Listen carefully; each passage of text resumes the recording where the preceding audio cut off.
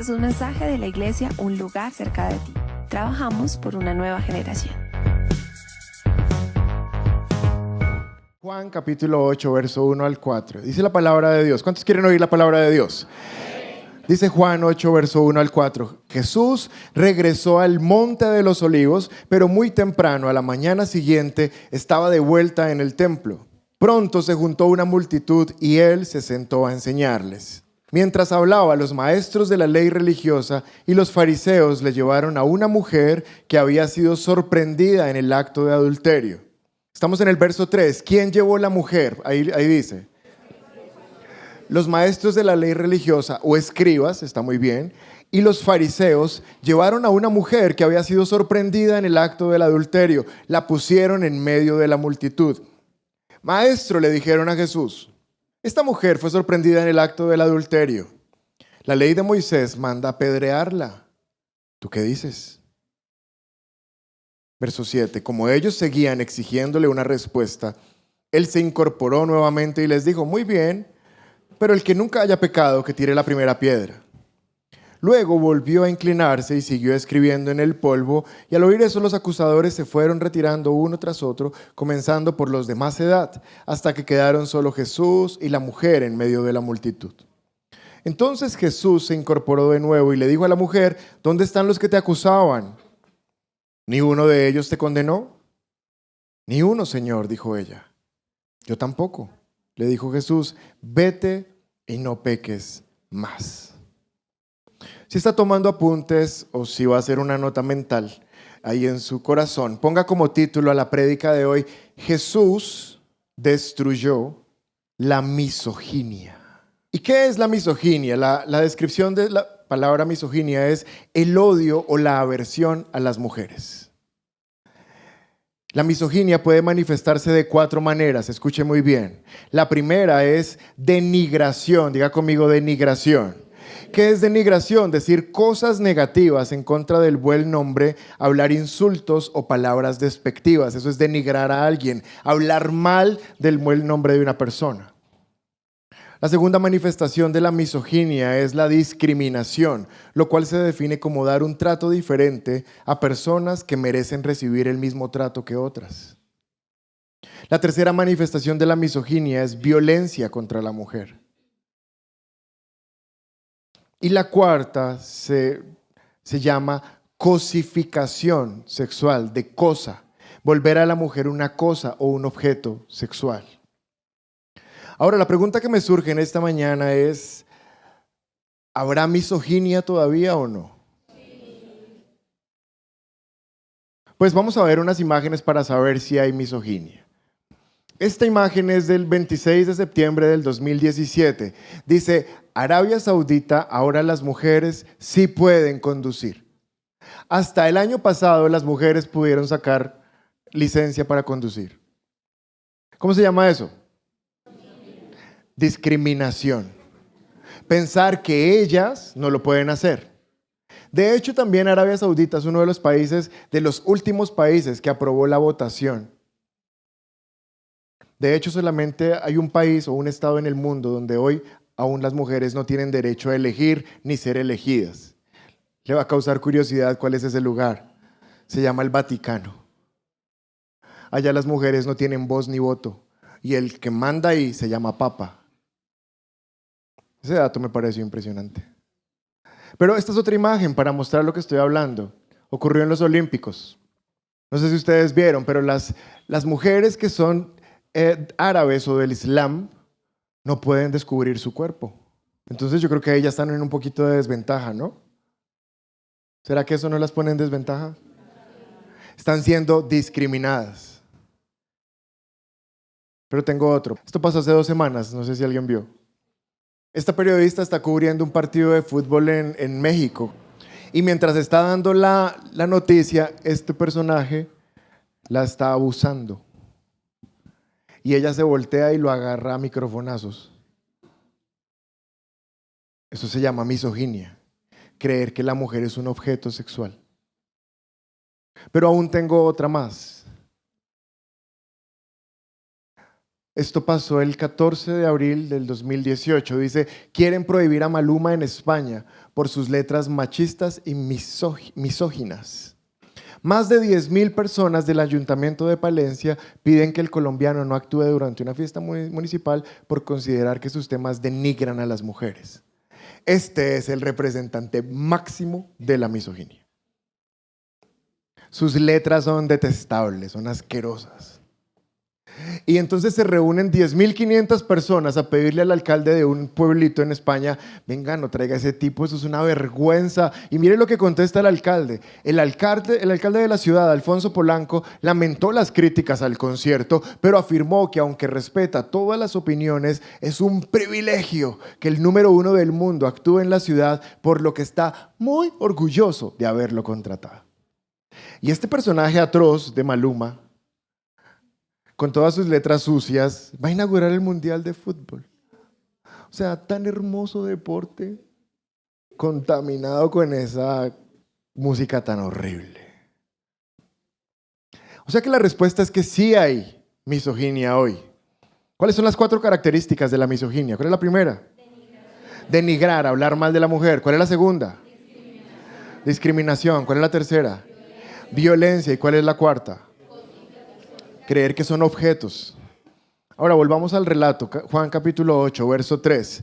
Dice, mientras hablaba, los maestros de la ley religiosa y los fariseos llevaron una mujer que había sido sorprendida en el acto del adulterio y la pusieron en el medio de la multitud. ¿Quiénes están empujando a la mujer? 2 grupos de personas. Grupo número 1, los maestros de la ley, los escribas, los que se supone que son los doctorcísimos en la Biblia, son los que están llevando a la mujer. Pero número 2, ¿cuál es el segundo grupo? Los fariseos. ¿Y qué son los fariseos? Los fariseos es un grupo de judíos que no se apegan a lo que la palabra escrita dice, sino que generación tras generación le van transmitiendo a sus hijos y a sus nietos no solamente lo que la Biblia dice, sino lo que a ellos se les ocurre que la Biblia dice. Por eso se llama fariseo, porque no se apega a la Biblia, sino que saca la Biblia de su contexto para hacer que la Biblia diga lo que ellos quieren que diga. Entonces estos 2 grupos de personas son los que están empujando a la mujer y le están diciendo a Jesús, bueno, la encontramos en adulterio, ¿usted qué dice? Si usted lee la historia completa, la palabra dice que lo que están haciendo es tentando a Jesús a ver el qué dice. Y son unos hipócritas porque le dicen, maestro. Ellos no consideran a Jesús un maestro, pero le dicen maestro.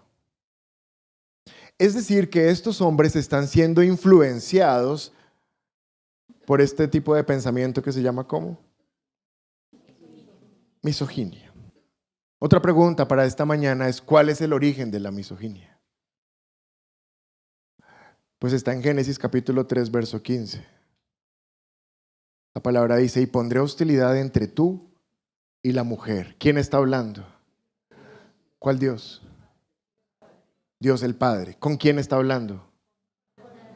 Con Adán. ¿Con Eva? Con Satanás. Dios le está diciendo a Satanás, y voy a poner hostilidad entre tú y la mujer, y entre tu descendencia y la descendencia de la mujer, y su descendiente te golpeará la cabeza y tú le golpearás el talón. ¿Cuál es el descendiente que iba a golpear la cabeza de Satanás? Se llama Cristo. Pero cuando Satanás le está diciendo a Eva, voy a poner hostilidad, voy a poner pelea, voy a poner odio entre tú y la mujer, eso fue una promesa que se está cumpliendo hasta hoy. Aquí está la raíz de la misoginia. Cuando Dios decreta que la mujer va a ser enemiga de Satanás. Y míreme un segundo, regáleme su atención. Es por esto que hay tanto odio hacia la mujer en el mundo, porque es un pensamiento influenciado por Satanás. Ahora quiero que mire quiénes son los que odian a la mujer. Dice, voy a poner hostilidad entre tú y la mujer, entre tus descendientes y sus descendientes. ¿Quiénes odian a la mujer? Ahí está. ¿Quiénes odian a la mujer? Los descendientes de Satanás, o sea, los hijos del diablo. Todo el que odia a una mujer y maltrata a una mujer es un hijo de Satanás. Por eso, gloria a Dios, aquí solo hay hijos de Dios. La palabra dice, voy a poner rivalidad entre tu descendencia y los hijos de la mujer. Y la mujer es odiada por los hijos del diablo. Todo lo que se levante a destruir la mujer es satánico. ¿Estoy siendo claro en esta mañana? Es decir, que estos fariseos eran como medio hijos del diablo. ¿Será que sí o será que no?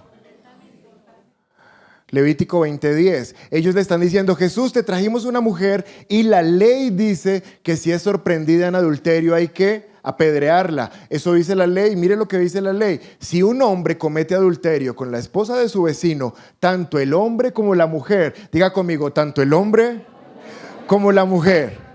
Si un hombre comete adulterio con la esposa de su vecino, tanto el hombre como la mujer serán ejecutados. ¿Y a quiénes llevaron los fariseos? ¿Y por qué no llevaron el hombre? Porque la ley que Dios dio, los fariseos la fueron cambiando para su conveniencia, y cuando llegó el momento de presentar la ley, ya la ley no era la ley, ahora se llamaba una tradición. Una tradición que es que mi papá a mí me contó que la pata sola, entonces yo le cuento a mi hijo que la pata sola. Eso se llama una tradición, pero eso no es la palabra de Dios. Y como los fariseos vivían de tradición, cambiaban la palabra de Dios y por eso solo llevaron la mujer. Pero ahora que estamos entendiendo el ambiente espiritual, ¿qué era lo que había detrás de ese impulso de los fariseos por matar a la mujer? Una influencia satánica. Todo lo que denigra a la mujer es del diablo. ¿Estoy siendo claro en esta mañana? Ahora, usted no ha notado un detalle que está ahí, pero que es muy fácil de ver. ¿Cómo empieza el versículo? ¿Si un qué? ¿Si un qué? El infiel es el hombre, no la mujer. Ahí dice. ¿Y ellos a quién llevaron? O sea, doblemente alteraron la ley. Era considerado que el que era infiel era el hombre, pero ellos llevan esa a la mujer. Quiero mostrarles cómo funciona la tradición de los fariseos antes de seguir. Mateo capítulo 15. En ese momento, ¿algunos qué? ¿Y los otros quiénes eran? ¿Quiénes eran los primeros? ¿Y los segundos? Parece que es como el mismo grupo de gente, ¿no? Capítulo 15, verso 1 de Mateo. En ese momento, algunos fariseos y maestros de la ley religiosa llegaron desde Jerusalén para ver a Jesús. Mire lo que le preguntan. ¿Por qué tus discípulos desobedecen nuestra antigua qué? ¿Por qué tus discípulos no cumplen la tradición que nuestro abuelo y tatarabuelo y tatarabuelo dijo? Ellos no cumplen eso. ¿Cuál tradición? No respetan la ceremonia de lavarse las manos antes de comer. Y Jesús les respondió, mire cómo les contesta Jesús, es que Jesús no se anda ahí con pañitos tibios. ¿Y por qué ustedes, por sus violan los mandamientos directos de Dios? Se las puso clara. O sea, ustedes lo que hacen es hablar bobadas y con eso violan los mandamientos reales de Dios. Qué tremendo. Por ejemplo, Dios dice, honra a tu padre y a tu madre. ¡Wow! ¿Sabe qué está haciendo Jesús? Les está dando en lo más duro a los fariseos, porque acuérdense que los fariseos no respetan a la mujer. Y Jesús les dice, y la ley lo que dice es, honras a tu papá y a tu mamita. No me honras solo a tu papá, honras a tu papá y a tu mamá, porque ambos son importantes. ¿Qué está haciendo Jesús? Dignificando a la mujer. Honras a tu padre y honras a tu madre. Cualquiera que hable irrespetuosamente de su padre o de su madre tendrá que morir. Sin embargo, ustedes dicen que está bien que uno les diga a sus padres, lo siento papá, no puedo ayudarte porque he jurado darle a Dios lo que les hubiera dado a ustedes. Esa era una tradición de los fariseos. Ay, tu papá se está muriendo de hambre, ay, qué embarrada, yo tengo que dar el diezmo en la iglesia, no. Verso 12.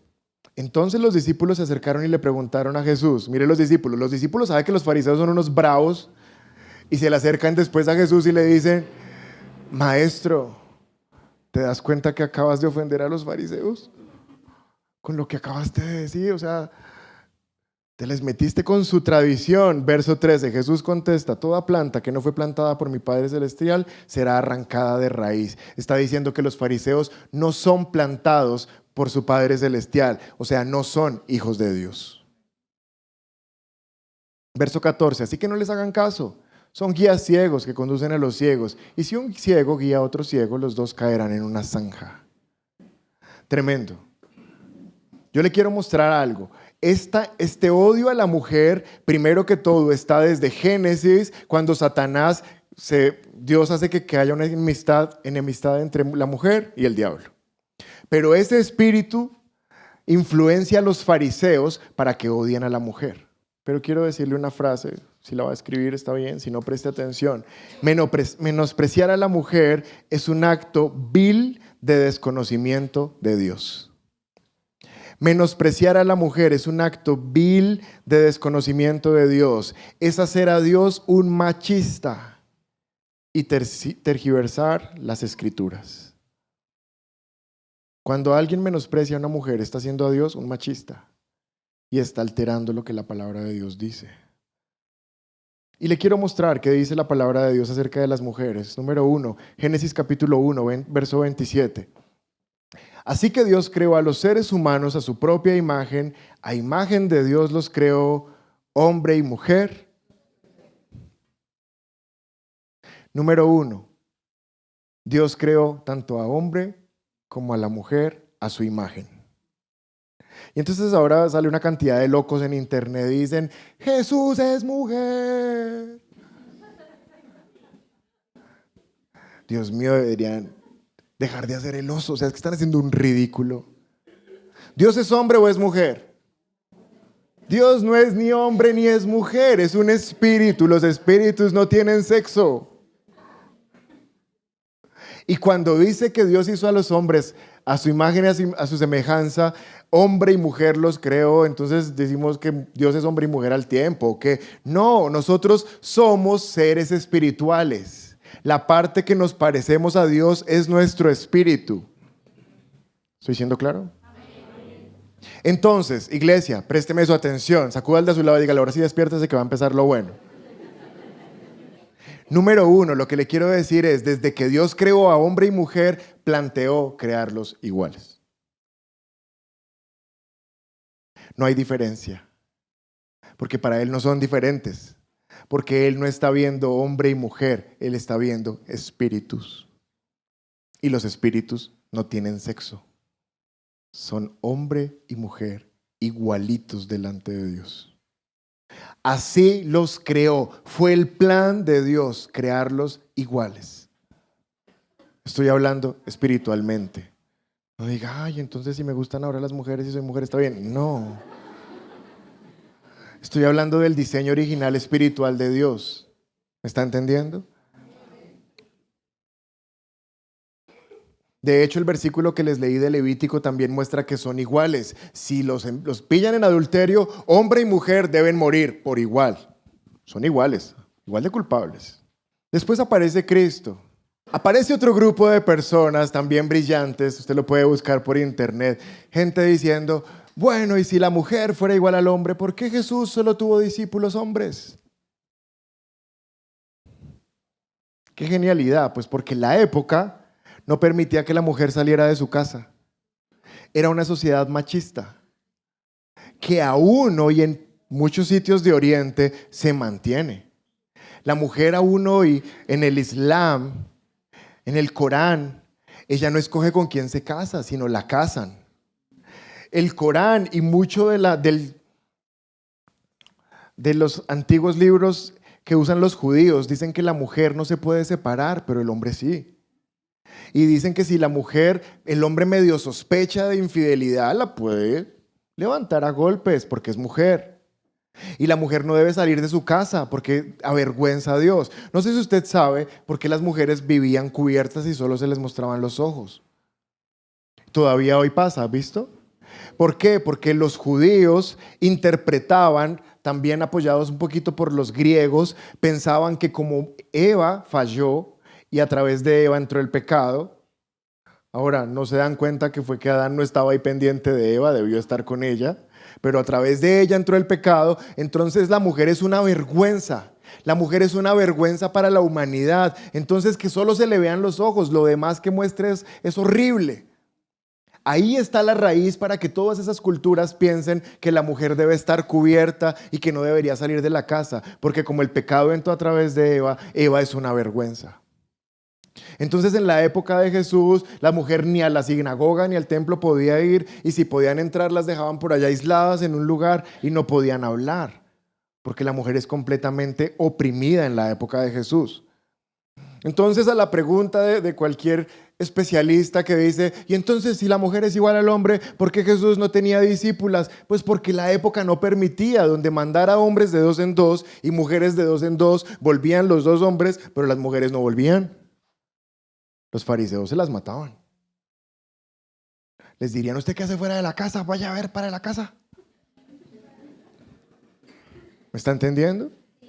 Pero aún la palabra muestra que Jesús sí andaba con mujeres. Primera, Lucas capítulo 8, verso 1. Poco después Jesús comenzó un recorrido por las ciudades y aldeas cercanas, predicando y anunciando la buena noticia acerca del reino de Dios. Llevó consigo ¿a cuántos discípulos? Y junto con ellos algunas mujeres que habían sido sanadas de espíritus malignos y enfermedades. Entre ellas estaban María Magdalena, de quien había expulsado 7 demonios, Juana, la esposa de Chuza, administrador de Herodes, Susana y muchas otras. Alguien diga conmigo, y muchas otras. Vamos, dígalo con fe, y muchas otras, que contribuían con sus propios recursos al sostén de Jesús y sus discípulos. O sea que Jesús sí andaba con mujeres. Andaba con sus 12 discípulos, pero dice que con muchas mujeres. Y adivine qué, las mujeres eran las que pagaban. Las que sostenían a Jesús y a los discípulos eran mujeres. Y las llevaba en su ministerio. Pero mire esta otra historia, Mateo 28, verso 4 al 7. Los guardias temblaron de miedo cuando lo vieron y cayeron desmayados por completo. Entonces el ángel les habló ¿a quiénes? ¿A quiénes les habló? ¿No le parece curioso el versículo? Présteme atención. Aquí está haciendo una diferencia. Está diciendo los guardias. Imagínese un guardia todo grande, todo fuerte, con su casco, su escudo, su lanza. Y dice que cómo estaban los guardias, temblando de miedo y cayeron desmayados por completo. ¡Qué varoniles! Pero ahora dice, y las mujeres sí estaban fuertes, estaban valientes y estaban escuchando lo que el ángel tenía para decirles.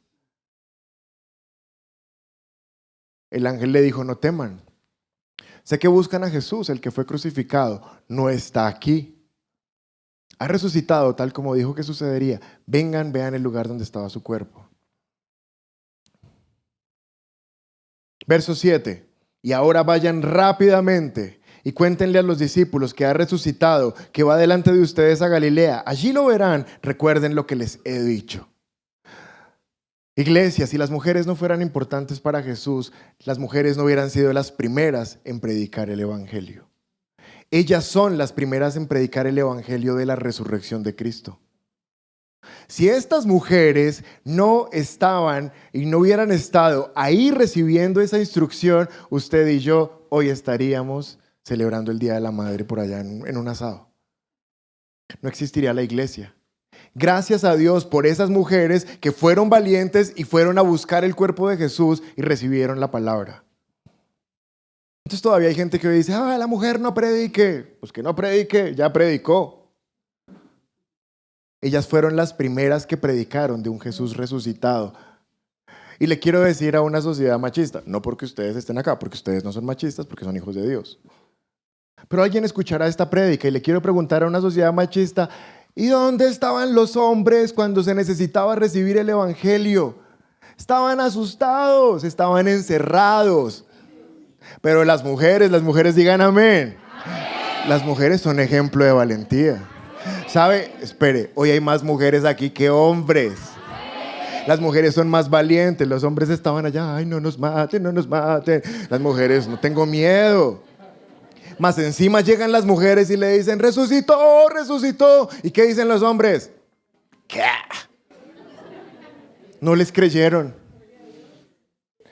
Y todavía hay un detalle aún más tremendo. Mire el verso 7. Y ahora vayan rápidamente. Donde hubieran sido hombres, el ángel no les dice eso.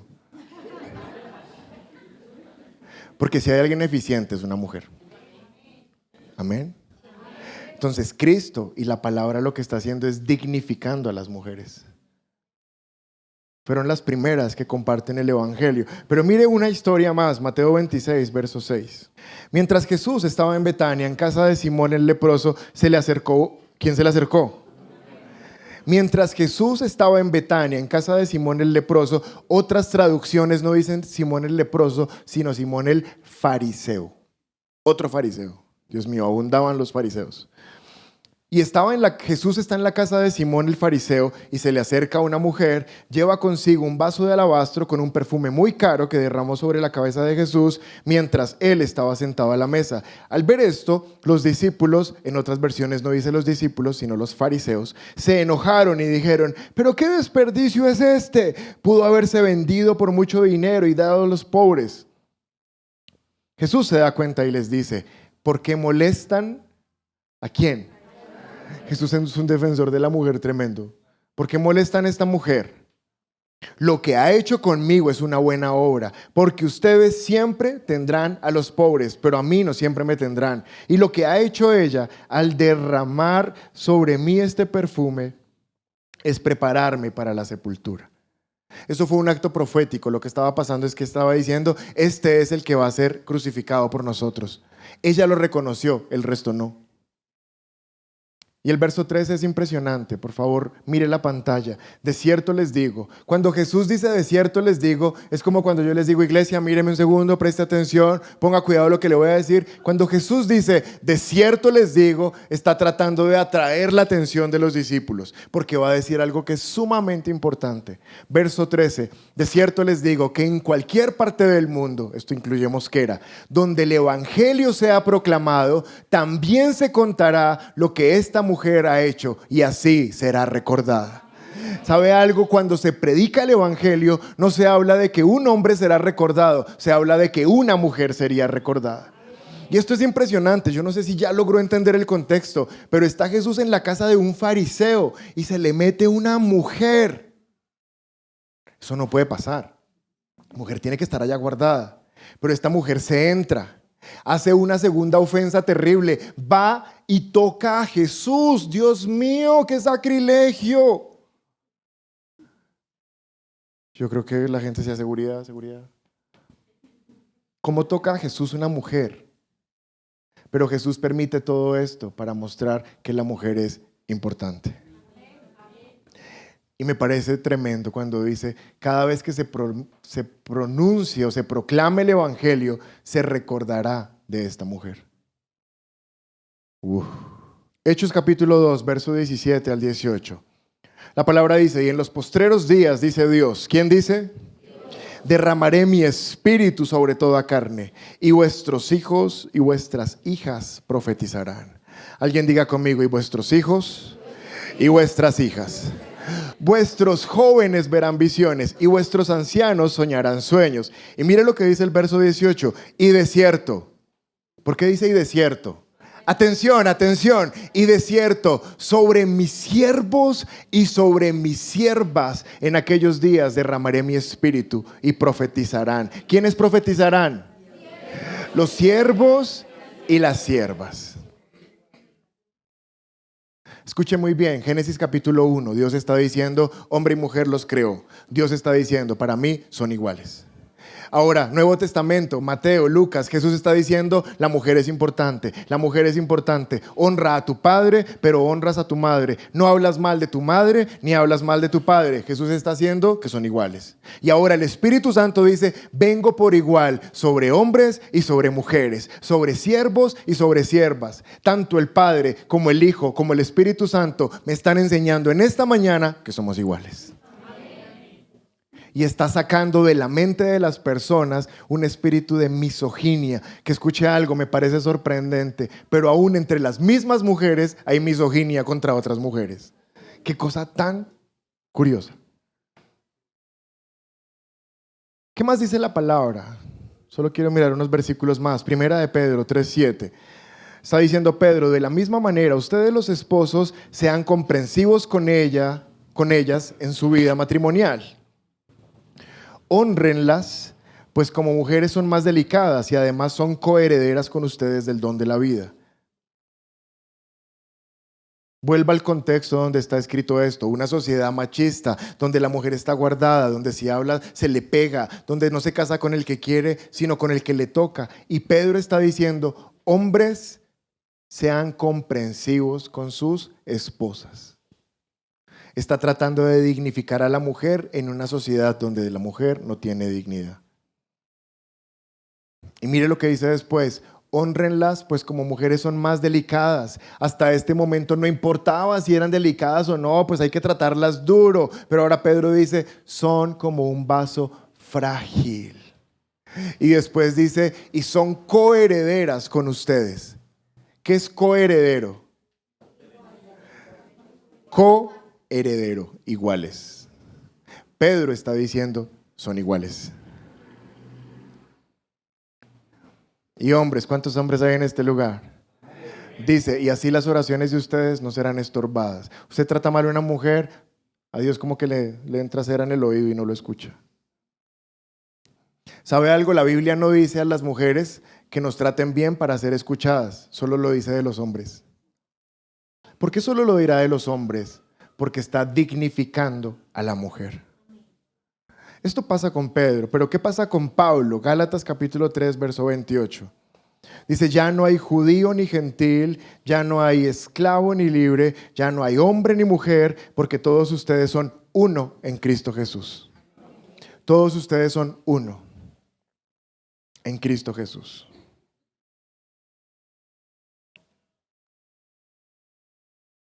Quiero explicar algo, una pregunta que surgió el otro día y la quiero responder. Hay solamente dos pasajes, alguien diga conmigo, dos pasajes bíblicos escritos por Pablo, uno está en Timoteo y el otro está en Corintios, donde Pablo le dice a la mujer: en la iglesia no hables, te callas y solo habla el hombre. La mujer calle y escucha en silencio lo que el hombre está diciendo. Le quiero preguntar, después de todo el contexto que le acabo de dar desde Génesis hasta Pedro y Pablo, ¿usted cree que eso es lo que quiere decir la palabra cuando dice que se calle? Usted se puede imaginar a Dios diciéndole a una mujer que se calle, que solo va a hablar su esposo. ¿Puede imaginarse a Dios diciendo eso? Pues hay una regla de interpretación que se llama, la interpretación bíblica se llama hermenéutica. O sea, uno no puede coger la Biblia a la loca y decir: no, aquí dice y yo digo que eso dice. No, la Biblia se tiene que interpretar bajo unas reglas de interpretación que se llaman hermenéutica. Y hay una regla de interpretación que dice que si un pasaje niega toda la profundidad completa de la palabra de Dios, es porque probablemente ese pasaje está siendo mal interpretado. Si Pablo dice la mujer calle, pero en Génesis Dios dice son iguales, en Mateo y en Lucas Jesús dice son iguales, en Hechos y en Joel el Espíritu Santo dice son iguales, es porque somos iguales. Las mujeres deberían ser como las más emocionadas con esto. Es porque somos iguales. Y después dice: los siervos y las siervas profetizarán. Profetizarán es predicar la palabra. Entonces hay versículos sacados de contexto. Y uno no puede sacar un versículo de contexto sin saber qué pasaba cultural, política, económicamente en un pasaje bíblico. Porque después dice Pablo, y con esto termino, el mismo Pablo que supuestamente manda callar a las mujeres en la carta de Corintios, en la misma carta de Corintios dice lo que le voy a decir. Primera de Corintios capítulo 11 versos 11 y 12. Pero en el Señor, diga conmigo, en el Señor, ni el hombre existe sin la mujer, ni la mujer existe sin el hombre. Porque así como la mujer procede del hombre, también el hombre nace de la mujer y todo procede de Dios. O sea que somos iguales. Y usted va a encontrar en Hechos, en Romanos, Pablo exaltando mujeres, porque eran muy duras. Solo quiero terminar con esto. Las personas estudiosas, esto ya es para un poquito más avanzado, las personas estudiosas en la palabra de Dios piensan que no se habla más de la mujer en las cartas y en el Nuevo Testamento precisamente por la cultura machista de la época. No se escribe más de ellas, pero seguramente que muchas más de las que están escritas fueron las que estuvieron predicando la palabra. Así que présteme atención. En esta iglesia, présteme atención porque es lo más serio que voy a decir. En esta iglesia, tanto la mujer como el hombre es una en Cristo. Y aquí